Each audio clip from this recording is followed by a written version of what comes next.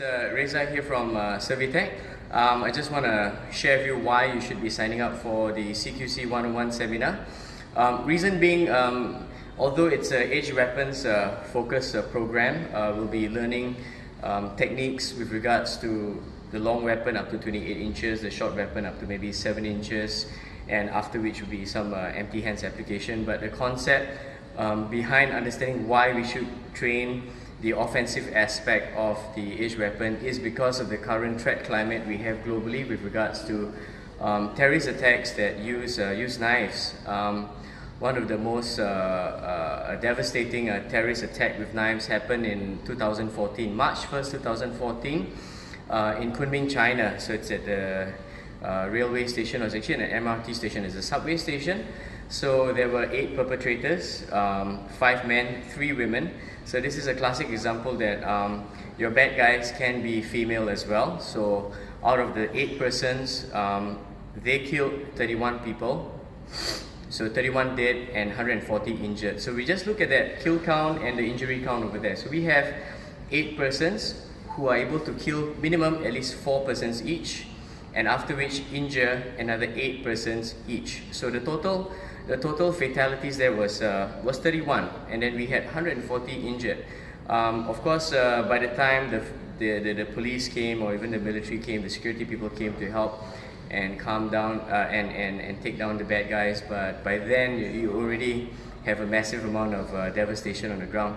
So the key thing here is to recognize and understand what goes behind such an assault, what goes behind such an attack, the energy behind the age weapons attack. How do you identify the angles of attack? How do you get out of the way with what we call practical footwork? Most martial arts systems will talk about footwork, but how much of that footwork is practical and enables you to understand how to, number one, get out of the attack, and if you can't get out of the attack, you have to make a quick decision at that point of time, how to get into the attack, offensively to protect yourself and protect your loved ones who might be there on the ground. So the program will focus a lot on footwork, how do we make this footwork practical, how you're able to get into the angles of assault and protect yourself at the same time. If you can make your way out, but unfortunately, if the attack is imminent, you have to take care of the situation as soon as possible. So besides the Kunming attack, if you track globally, even last year alone, anytime between say August to October, there were many knife attacks globally, and these are terrorist-inspired knife attacks, and the most common areas of such knife attacks are in your subway stations. So looking at Singapore, the risks of, let's say, and importation, smuggling of firearms with any kind of big gunfights going on in maybe Orchard or the subway stations, that likelihood is low.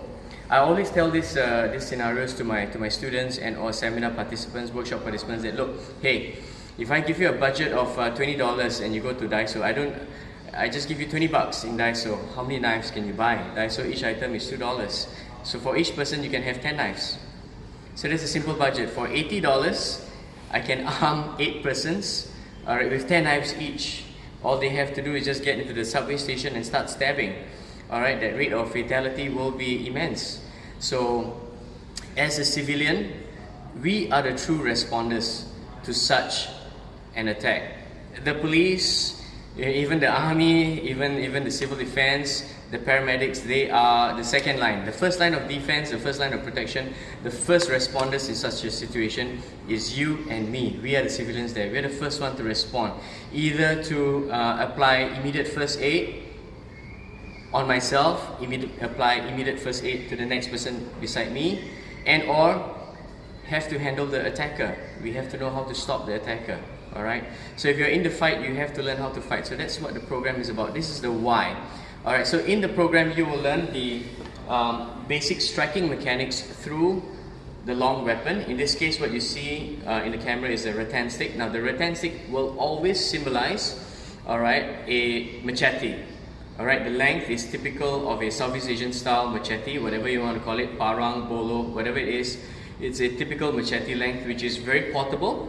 you can always keep a machete in a hand carry bag. You can keep it in your backpack. The backpack is long enough, you can actually keep the machete inside. So this is also a portable weapon that can be carried around for massive devastation. Okay, maybe you can do back searches, but how many back searches can you do? Maybe you want to put an X-ray machine at the MRT station. How's that going to slow down transportation, right? So these kind of weapons are extremely portable. So what we want to learn is, how does the angles of attack work? What are the gross angles of attack? So within the training program, we're going to teach you with proper striking mechanics for you to learn how to protect yourself, number one, because this will translate to your empty-hand skills of your slapping and hacking to protect your head, to protect your axe. Alright, beyond that, you will learn the energy behind the attacks. What does it take to really destroy someone? What does it take to stop someone? So if you can see the energy and intent behind the attacks, you will be able to stop it effectively, following Sun Tzu's battle tactics and philosophy, which I'll put up on the screen right now on the side. You should be able to see it. Next, we are also going to look at the short knife. When we talk about short knife, we're looking anywhere between, say, 4 inches to 7, and a little bit longer, to maybe 8 to 9 inches. Something that is able to stab through the victim and goes through the body. Okay.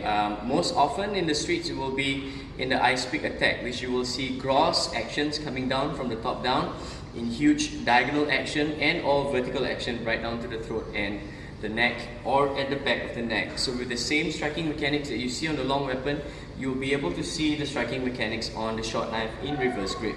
Okay, so the reason we are teaching you all this again is to understand the energy and intent behind the strike, therefore for you to learn what's behind it and how to stop it effectively.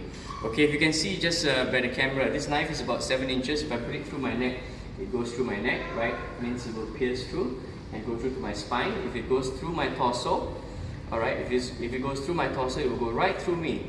So behind this cavity is my heart. So assuming if I get stabbed through here and goes up, alright, I will get an immediate puncture to my heart, and likely, will be fatal to myself. Any stab wounds on the low line with a huge hammer grip punching through the torso, normally you will see multiple wounds, 15 to 30 wounds right across the torso here, causing a lot of damage to your internal organs, your stomach, your spleen, your kidneys, your intestines, and everything else that's inside this cavity over here. So we will also learn the energy and intent behind the forward grip attack. Alright, the big driving motions from the hip across the body. Okay, so the punching actions through the body, and also the highline attacks. How do we transition? Now the backhand thrust here. Alright, so we have the forehand thrust, the backhand thrust here, and another forehand thrust. Now the backhand thrust, you will from a highly likely to least likely situation, it is a least likely situation that you will see any kind of thrust on the backhand in the streets, because it is not a powerful thrust, it is also a highly trained maneuver. So there may be bad guys out there. If I say that the good guys are training 10 times, I will say the bad guys is training 100 times to 1,000 times tougher than you. Alright, so I'm very sure there are highly trained bad guys that will be able to use the backhand thrust effectively, but from a range of highly likely to least likely, it will be a least likely angle of attack. So you will be able to see a forward attack, driving, sewing machine style attack from the low line and changing to the high line, either to the eyes or to the nape of the neck on the side here. So with that, in the CQC 101 program, we will understand the energies and intent of these two weapons, which is your machete, your parang, your bolo, alright, your short knife, both in ice pick grip, reverse grip, and forward grip. Alright, and beyond that, you'll be learning how to condition and harden your built-in tools, your built-in weapons of the body. So during the seminar, yes, it will be tough. Yes, you will get bruises. Alright, you will be learning how to condition your forearms, and this will be your primary tools. Your primary hacking tools will be your forearms. Alright, your primary range attack tools will be your slaps. Alright, your back fist, again your hacks. So you'll be able to flow with the axe, with your empty hands, and stopping the lines of attack with your bare hands alone. So that is the ultimate goal, because now as a civilian in any civil society, you will not be able to carry any weapons on you. So these are your weapons. You have to make your weapons work for you. And how do you make it work for you? You have to train it, you have to condition it. So how often do you condition it? So we'll teach you how to do it, progressively improve yourself, and you'll be able to harden your tools. Alright, so be ready for a hard workout during April 14 and 15. I look forward to seeing you all there. Reza here from SurviTac, signing out.